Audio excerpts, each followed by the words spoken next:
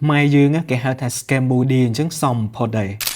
នៅពេលដែលសារព័ត៌មានបរទេសមួយបានហៅប្រទេសខ្មែរថា Cambodia ខ្ញុំឃើញបងប្អូនខ្មែរមួយចំនួនតូចបានគ្រប់ត្រូលហើយនិយាយថាគេហៅអញ្ចឹងសមមុខហើយខ្លួនឯងអញ្ចឹងមិនបាច់ឈឺចាប់ទេបើយើងមិនអញ្ចឹងមិនគេហៅយើងថាអញ្ចឹងអីជាដើមអញ្ចឹងទៅសម្រាប់ខ្ញុំផ្ទាល់នៅពេលដែលឃើញពួកគាត់ជាខ្មែរហើយគាត់បញ្ចេញមតិបែបហ្នឹងមើងងាយចិត្តសាសខ្លួនឯងអញ្ចឹងសម្រាប់ខ្ញុំមានអារម្មណ៍ឈឺចាប់មែនទែនហើយនេះជាមូលហេតុដែលខ្ញុំចង់ចេញវីដេអូនេះហើយខ្ញុំចង់និយាយទៅកាន់ខ្មែរយើងតែម្ដងខ្ញុំអត់ចង់និយាយទៅកាន់បរទេសណាដែលគេមើងងាយព្រោះបរទេសមើងងាយជាតិសាសន៍យើងវាជារឿងឈឺចាប់មួយប៉ុន្តែបើសិនបើខ្មែរគ្នាឯងហើយមើងងាយជន់ឈ្លីជាតិសាសន៍ខ្លួនឯងនោះទៅជារឿងឈឺចាប់ខ្លាំងបំផុតមូលហេតុអីបានខ្ញុំអត់គ្រប់គ្រងឲ្យខ្មែរគ្នាឯងហៅប្រទេសខ្លួនឯងថា Cambodia ឬក៏យល់ស្របជាមួយអ្វីដែលគេលើកឡើងព្រោះអីទី1បង្ហាញពីភាពអសិលធម៌និងគ្មានវិជ្ជាជីវៈខ្ញុំអត់ដែលឃើញណាគេនៅពេលដែលឃើញចំណុចខ្សោយឬក៏ភាពខ្វះខាតនៅកន្លែងហ្នឹងរបស់មនុស្សម្នាក់ហ្នឹងឬក៏ប្រទេសមួយហ្នឹងគេហៅអញ្ចឹងទេឧទាហរណ៍មិនបាច់និយាយដល់ប្រទេសទេនិយាយត្រឹមមនុស្សឧទាហរណ៍ថាយើងឃើញគាត់ពិការភ្នែកជាជនពិការតើយើងទៅហៅគាត់ហេអាខ្វាក់អញ្ចឹងពាក្យហ្នឹងធ្ងន់អត់ធ្ងន់មែនទែនហើយឆ្លើយអសិលធម៌ខ្លាំងឧទាហរណ៍ថាប្រសិនបើគ្រួសាររបស់យើងជាអ្នកក្រហើយត្រូវបានគេហៅហេអាឡាហាមតើយើងឈឺចាប់អត់យើងឈឺចាប់មែនអត់អញ្ចឹងក្នុងនាមយើងជាខ្មែរអញ្ចឹងនៅពេលដែលគេហៅប្រទេសយើងថា Cambodia ហើយយើងថាសមមុខអីគេហៅអញ្ចឹងតើយើងជាសមាជិកគ្រួសារជាមនុស្សរបស់ប្រទេសជាតិមួយហ្នឹងយើងអត់ឈឺទេមែនយើងបែរជាគ្រប់គ្រងភាពអសិលធម៌ទាំងអស់នឹងភាពគ្មានវិជ្ជាជីវៈទាំងអស់នឹងទៅវិញចំណុចទី2នៅពេលដែលយើងគ្រប់គ្រងពាក្យថា Cambodia ហ្នឹងបានន័យថាយើងកំពុងតែអត់ឈរជាមួយប្រទេសជាតិរបស់យើងពីព្រោះមួយរយៈចុងក្រោយនេះយើងដឹងហើយថាប្រទេសយើងពិតជាមាន scam មែនប៉ុន្តែរដ្ឋាភិបាលបាននិយាយនិងមានប្រសាសន៍យ៉ាងច្បាស់មកថានឹងលុបបំបាត់ scam នេះឲ្យចេញពីស្រុកខ្មែរឲ្យអស់ហើយឃើញគាត់ខំប្រឹងប្រែងមែនទែនក្នុងការបង្ក្រាបនិងបញ្ឈប់នៅបទល្មើសអនឡាញផ្សេងៗទាំងអស់ហ្នឹងអញ្ចឹងបើសិនបើរដ្ឋាភិបាលបង្ងើយកន្តើយអត់ខ្វល់អត់គិតអីសោះអាហ្នឹងគឺជារឿងដែលយើងគួរតែនិយាយហើយគួរតែប្រតិកម្មមើងងាយជាតិសាសន៍ខ្លួនឯងប៉ុន្តែវាគ្មានចំណែកណាមួយដែលយើងគួរធ្វើនៅពេលនេះនៅស្របពេលដែលរដ្ឋាភិបាល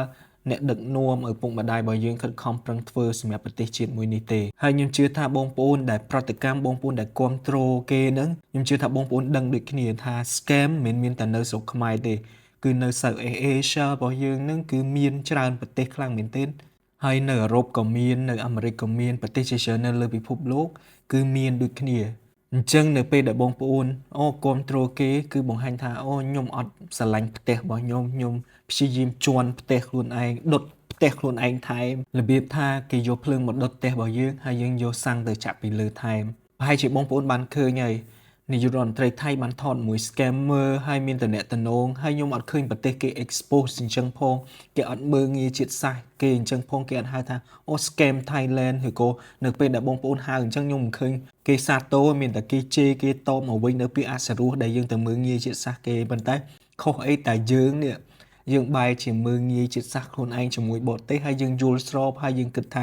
គេហៅអញ្ចឹងស័ក្តិសមបំផុតហើយជាមួយខ្មែរយើងអញ្ចឹងជាចុងក្រោយវីដេអូនេះខ្ញុំចេញមកខ្ញុំមិនមែនចេញមកឆ្លោះជាមួយបងប្អូនណាដែលជាខ្មែរដូចគ្នាទេហើយខ្ញុំជឿថាមនុស្សម្នាក់ៗមានការគិតនិងមានទស្សនៈអត់ដូចគ្នាឡើយប៉ុន្តែយ៉ាងណាមិញខ្ញុំសង្ឃឹមថាបងប្អូនបាន reflect មើលហើយគិតហើយឆ្លុះប្រចាំងឡើងវិញជាមួយការគ្រប់គ្រងហើយនិយាយថាគេហៅអញ្ចឹងសមហើយខ្មែរអញ្ចឹងមែនអីជាដើមហ្នឹងខ្ញុំសង្ឃឹមថាបងប្អូនបានគិតពិចារណាហើយឲ្យតម្លៃជាតិសាសន៍ខ្លួនឯងឲ្យលើសពីអ្វីដែលបងប្អូនកំពុងតែគិតដូចគ្នាហើយលើសអំពីការគ្រាន់តែនិយាយអាក្រក់គ្រាន់តែអើតាមបរទេសក្នុងការហៅប្រទេសខ្លួនឯងថាអញ្ចឹងខ្ញុំសង្ឃឹមថាយើងទាំងអស់គ្នាអង្គុយគិតដូចគ្នាតើខ្ញុំអាចចូលរួមចំណែកអីដើម្បីប្រទេសមួយនេះតើខ្ញុំអាចផ្សព្វផ្សាយអំពីភាពវិជ្ជមានអីដើម្បីធ្វើឲ្យកម្ពុជាល្បីល្បាញមានអ្នកមកទស្សនាច្រើន